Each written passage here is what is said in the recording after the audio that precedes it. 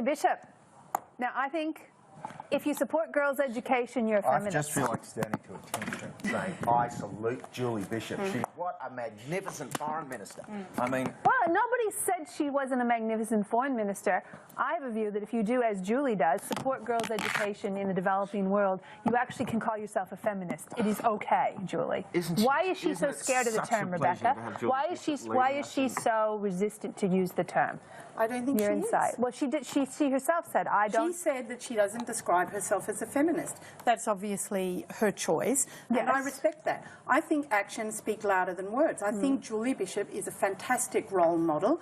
I think not only is she a role model, she's out there. And I went to the Lunch for Women in Media this week, and I'm very proud of the work that governments from both sides have done, helping girls, for example, to go to school in Afghanistan. I mean, to me, what does it matter whether, you know, a highly successful foreign minister calls herself a feminist or not? What matters to me is that we make the world safe enough that little girls can go to school without having bearded men carrying guns, shooting them in the face. Are you a feminist? That is what really matters. And if you're a feminist, I'm sure that's what you think really matters, not whether a successful, powerful woman calls herself a feminist. I guess here's my take on it.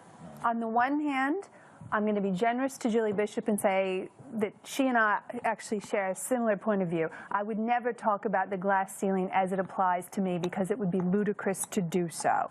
I don't pretend that I had a glass ceiling that kept me down, because obviously I succeeded. A few women in visible leadership positions does not mean that sexism and patriarchal structures are not still operating in the world.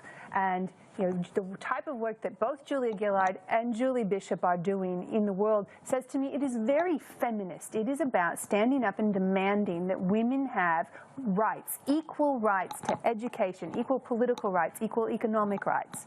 And I find it frustrating, and I think maybe this is where Jenna Price had a great article this week. Julie Bishop is a neoliberal. She is an individualist. So the idea of collective action is not something that sits well with her, and that maybe that is why she resists the term. But can't you admit that feminism has lost a lot of its horsepower as an idea? No, not at all, Ross.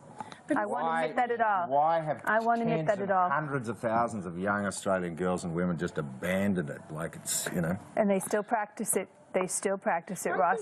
You know, we're going to have to hold that thought. We might bring it back in the Team Australia segment. I suspect it might come up.